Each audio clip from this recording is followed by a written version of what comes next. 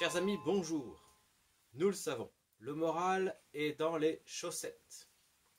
Et je me suis positionné aujourd'hui dans la cave de la Maison Sainte-Anne parce que je pense que effectivement, cela reflète bien l'état de nos âmes et de nos esprits actuellement. C'est un peu le ras-le-bol général et c'est compréhensible.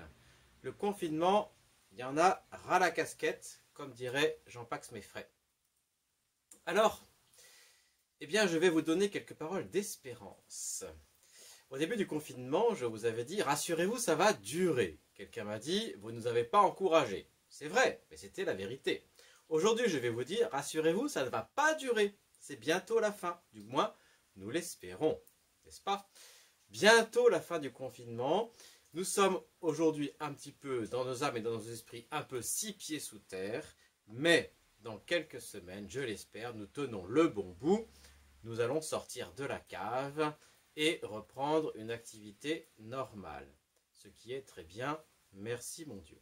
Bon, au début du confinement également, quelqu'un m'a dit, un père de famille m'a dit, le chapelet le matin, la messe le soir, à la fin du confinement, je rentre au séminaire. Bonne idée. Maintenant, encore faudrait-il que son épouse soit d'accord. Bon, mais pour être un bon chrétien, il n'est pas nécessaire de rentrer au séminaire. Pour prier, il n'est pas nécessaire de rentrer au séminaire. Ce n'est pas parce que l'on prie que l'on va rentrer au séminaire. Si vous voyez vos enfants prier, ce n'est pas pour autant qu'ils vont rentrer au séminaire. Voyez? Bon. Alors, que dire? Eh bien, notre Seigneur nous dit dans l'Évangile, il faut prier sans cesse, toujours sans se lasser. Qu'est-ce que ça veut dire? Est-ce que ça veut dire qu'il faut faire le chapelet le matin, assister à la messe le soir, etc.? Pas forcément. Évidemment, en ce temps de confinement, c'est une bonne chose, parce que ça rythme nos journées, et il est important de soutenir notre foi. Mais, en temps normal, il est évident qu'un père de famille qui travaille toute la journée ne peut pas forcément se libérer pour aller à la messe. Et ne parlons pas d'une mère de famille chrétienne, qui, avec tous les soins de la famille, pour un peu qu'elle travaille, ne peut pas évidemment forcément toujours se libérer pour aller assister à la messe le matin ou le soir. C'est tout à fait normal. Pourtant, nous dit notre Seigneur, il faut prier toujours sans se lasser. Alors, qu'est-ce que cela veut dire? Une petite piste. Vous avez, dans nos campagnes, et même j'ai remarqué dans la ville de Nantes, des calvaires, des statues, de toutes sortes d'ailleurs, la Sainte Vierge, Saint-Joseph, le Sacré-Cœur, Saint-Pierre, Saint-Paul, toutes sortes de choses. Mais c'est vrai que dans la campagne, c'est souvent que, encore en France, on rencontre des calvaires. Et j'aime beaucoup cette habitude qu'ont pris certains, et que je voudrais prendre moi-même, de se signer chaque fois que l'on rencontre un calvaire dans la campagne ou dans la rue.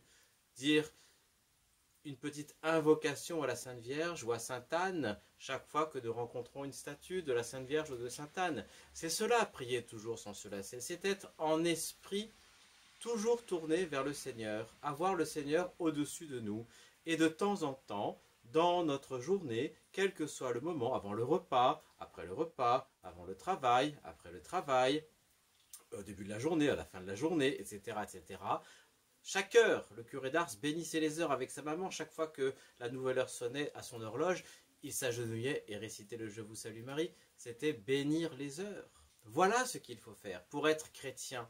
Il ne s'agit pas simplement de passer son temps effectivement à prier et à rentrer au séminaire. Non, il s'agit simplement à des petits moments de notre journée, penser à notre Seigneur et dire « Mon Dieu, je vous aime ».